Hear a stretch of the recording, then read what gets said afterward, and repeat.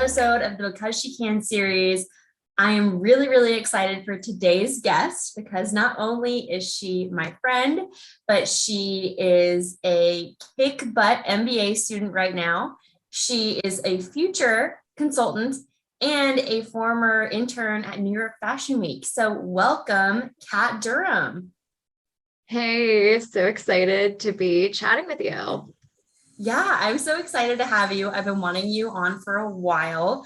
I just want to jump into how are you doing? You're in your first semester at Vanderbilt getting your MBA. Is that like crazy? Yeah, so it's been pretty wild, but loving it. It's been really awesome to go back to school and just have so many new opportunities at my fingertips. So it's been really crazy, but it's been super fun at the same time. I can imagine. And you guys are all going to like classes in person. Like, I don't think you could get me to go back to class right now that I'm working, but what's it feel like to be in school again? Is that weird? Yeah, it is weird, for sure, but it's so amazing. I'm such a nerd, so going back to school had always been a huge goal of mine, but I feel like I value it differently now that, I had a few years of work experience under my belt, and I can just really appreciate like all the perspectives and work experiences that my friends and classmates like bring to the table because it makes for such interesting discussion since undergrad, it was pretty general. I did liberal arts. We can get into that, but now it feels so much more applicable to how we want to orient, our futures and our next career. Mhm. And speaking of your future, I know that you already have your internship for next summer lined up in consulting, and that I feel like you started looking for that pretty early on. What was that whole internship search process like? Yeah, so I am really fortunate in that I believe I got my offer letter at the end of August, which is very wild. But yeah, essentially, I am a Forte Fellow. So through the MBA program, all the women become members of the Forte Foundation. And so they hosted a virtual conference in June, and it was a really cool opportunity to connect with other MBA women, but also women in different professions. So I got to hear about such a cool wide range of experiences that people have had and got to make some early connections with recruiters. So I'm really excited to intern with Deloitte Consulting next summer. Yeah, you got that consulting internship, which I know is what you wanted to pivot into. What Mhm. drew you to consulting in the first place? Yeah, sure. I think, having had so many friends from UVA go into consulting, like yourself, and so many of our other friends, I've heard a lot of good things about the industry. And so it was huge on my radar coming back to school. Um, and since undergrad, I had worked in both retail and marketing, and I always felt like my most favorite type of work was partnering with vendors or different clients and having that more external type of facing role. So I felt like consulting would be the best way to really go full send on that. Plus, I feel like I'm a pretty like analytical person. So just having the ability to problem solve on so many different wide ranging projects seemed really compelling to me. Hmm. I feel what you mean about it being it's very client facing working in consulting, like you're at Mhm. client meetings. Sometimes you're physically at the client site, especially in pre-COVID times. So it is very different in that way. And I like it too. Hey, I ended up here in consulting. But you pivoted, you started your career in fashion. And I remember in undergrad, you were very excited about some of the internships that you were getting. So how did you break into fashion? Because it's not like that's what you studied when you were at UVA. Yeah, I guess it's really been such a crazy journey. And I think that growing your career, it seems like it's supposed to be so linear, but in reality, it doesn't always work out like that. But I feel real fortunate in the sense that when I was UVA with you, I was super passionate and I feel like kind of laser focused on the fashion industry, which was pretty atypical for a UVA student, just since there was no real path into that. I studied liberal arts, so I was a foreign affairs and media studies double major. But at the same time, I don't know, I just followed a lot of blogs and I was just so interested always in magazines and Vogue and just super into the industry and anything I could learn about it. And I found my first opportunity with Tommy Hilfiger in New York as the men's merchant intern. And so I fell in love with the city and that industry. And then was able to go back for Fashion Week with Rodarte a couple times. And then during, I guess, like fourth year, then I used our AK Psi network and other UVA alumni eventually to tap into my dream job at the time, working with Bloomingdale's in their executive development program. So definitely a lot of networking when your school doesn't offer a direct pipeline into the career you're wanting to, but it can be done. Yeah, no, it's so key to use those networks, and diving into that a little bit more. I feel like networking can be really daunting, especially if you're just like cold reaching out to somebody. Like, give the details about how you did that. Like, how did you what were the steps you took to get into Tommy Hilfiger? And then how did that turn into your internship at Rodarte? Yeah, those are good questions. I just remember at the time I was, again, so excited about the industry. I was like, nothing is going to stop me. I'm going to reach out to everyone I possibly can in the UVA network. And so I made my little Excel spreadsheet of like dream companies and the contacts that I found through LinkedIn who went to UVA and were in those target companies. Plus, I worked a lot with like our career center and used their database to figure out other alumni who might not be on LinkedIn. So ultimately, I think my connection was someone who recognized one of the clubs that I was involved in on my LinkedIn. I connected with her and she said, "Oh, I actually started that like fashion magazine and I see, you're working on it." So she was so excited and was like, "Wow, I don't know, if you're interested in men's wholesale, but I'm still, looking for an intern." So I ended up working with her, which was such a fabulous time. And then while I was at Tommy, it's wholesale, our vendor was Macy's. So different than, couture, runway and everything. But through one of the other workers on my team, she had previously worked with Rodarte in their LA studio. And I was just telling everyone like, fashion is so cool, but my dream is really, high end. And I'm so curious what it's like to be backstage. And she said she could put me in contact with the studio manager. And so she did. And then I got to come back, I think that fall when I started fourth year. And I just thought it was so cool, skipping class, going to fashion. That is cool. That's like definitely cool. So no, that's really interesting that you use like a lot of the different resources available to you at the time via VA provided, what you could find on LinkedIn. And then at your internship, you use your network of fellow interns and everybody at Tommy Hilfiger to get to the next thing. And I think that's something that people get, is that sometimes the internship around you can also help you find your next opportunity, or those people that you're currently working with might have connections to the future as well.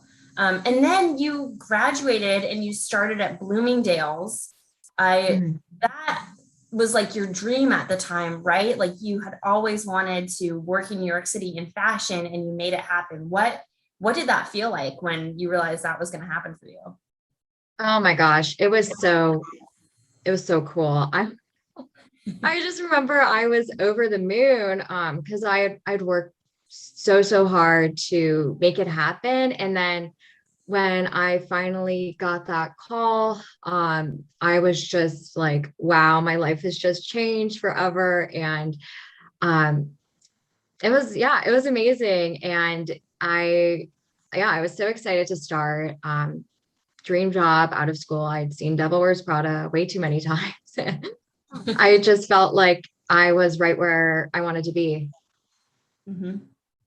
But now you are not there anymore. You left Bloomingdale's. You worked in marketing here in DC for a bit, and now you're transitioning to consulting. So this wasn't what you expected, right? This kind of career shift wasn't in the original plan. Right. I think it's definitely tough when you start from college into your first career because you have so many expectations for what it's going to be like, but you never really know until you're on the job and then you're a year in. And then you think, what do I want 5 or 10 years from now? And I think part of living in New York City for me was I was so focused on being in the moment, which was great at the time. But then I was like, don't know if I want to be here forever. And so I also knew that business school was something I was always super keen on doing in my career. And so after, pivoting out of retail, I spent a year at a startup in marketing, which was really awesome. And then made my way to business school. And so I just feel really fortunate that I've been able to have, a few different industry experiences coming into the MBA program. Yeah. No, I think that probably helped you when you were applying and getting in, that you had things that were pretty different on your resume already. And I feel like you also had that idea of where you wanted to go next, which I know business schools want. They want to know why you need the MBA. And I think for you, it's because you wanted to pivot into consulting. So that's awesome. Yeah. Speaking of MBA apps, circling back around to the beginning of our conversation, I feel like a year ago you were like applying to school, you were taking the GMAT a ton, you just had a ton on your plate in order to make this a reality. And it's a lot of work, it's a lot of hours. How did you like manage your time to just do all these applications? Yeah, I think that was definitely super chaotic.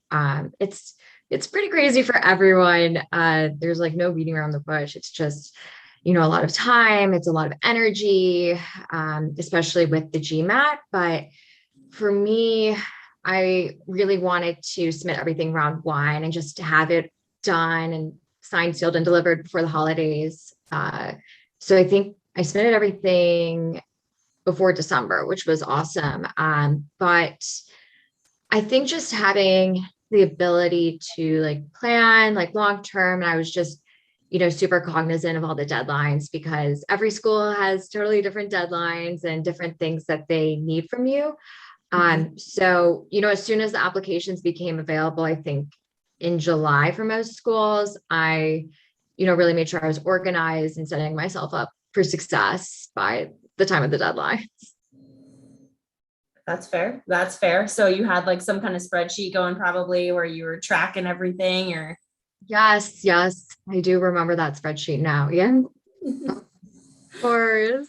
I remember you studying a bunch to take the GMAT, which is a huge feat in and of itself. So congrats on getting that out of the way, but that's tough too. Thank you.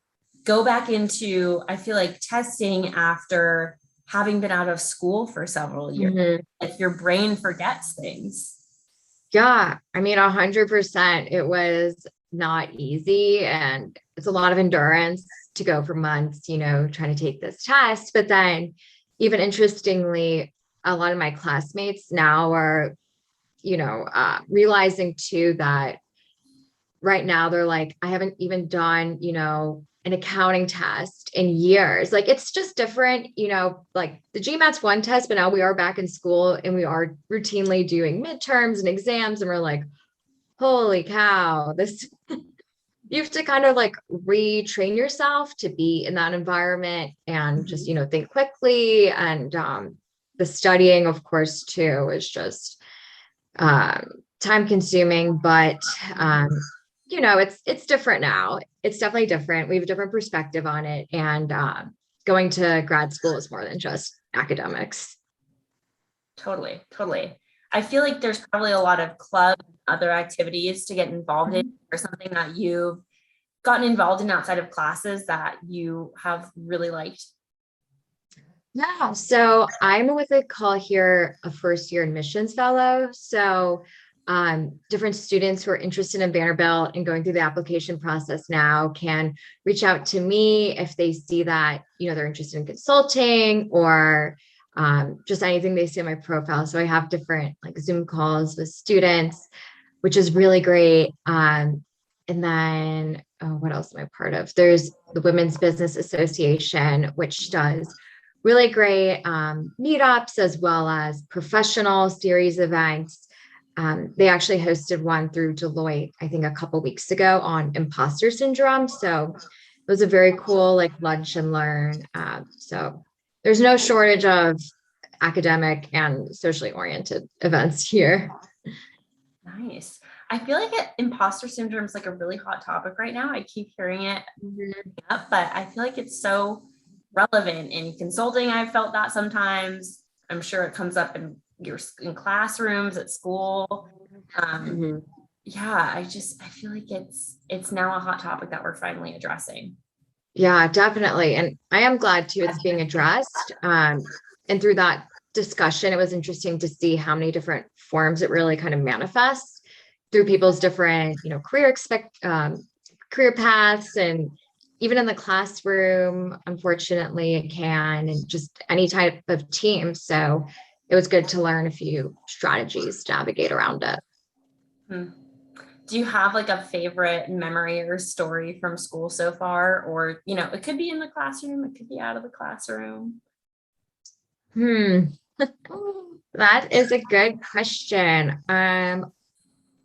From school, I mean, it's such a treat being in Nashville for my MBA. I didn't really know what to expect coming to school here, but it's just been such a great experience. Even like walking around campus this week, all the colors of the leaves are turning and it's so beautiful. But then also, we're very close to downtown, and my girlfriends and I all dressed up as space cowgirls for Halloween. So it's just been so fun. It sounds fun. I'm jealous, having never been to Nashville, that you get to live there. So it sounds amazing. Mhm. Uh, It's a really cool place. well, I like to ask all the guests if there's a piece of advice that you have for our listeners, maybe somebody who wants to follow in your shoes, whether that's going back to school or somebody who's trying to get into fashion, kind of like you were. Is there anything that you've learned or pick up on your journey that you want to share? Yeah, I would just say, you know, be ambitious and determined and, stay persistent. I think through career in your whole life, like you have to be your own biggest cheerleader. So times get tough. You're going to get rejected from schools or clubs and, internship opportunities, but, just take everything into stride and just know that it will work out. And, one no could be different yeses and like different types of like ways. So just don't get bogged down in the process and, stay persistent, but take care of yourself in the process for sure. Hmm. No, I totally agree. You're gonna hear a ton of no's. I've heard no's. I feel like you've probably heard a ton of no's on this journey, and you just gotta kind of shake it off, because it could be the next opportunity is a yes.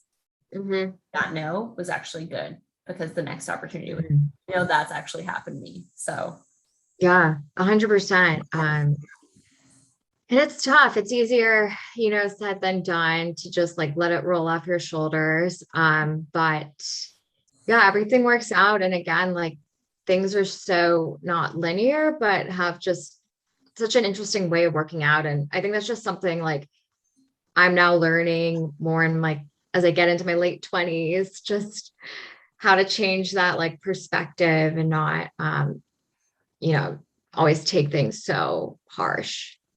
hmm, hmm. Take things so harsh, meaning kind of like ruminating in the nose, or what do you mean by that?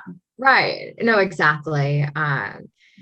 Yeah, because I think everyone kind of deals with it a certain way, but again, you just have to be your own biggest cheerleader and, stay on top of what needs to get done. Totally true. Totally true. I Totally true.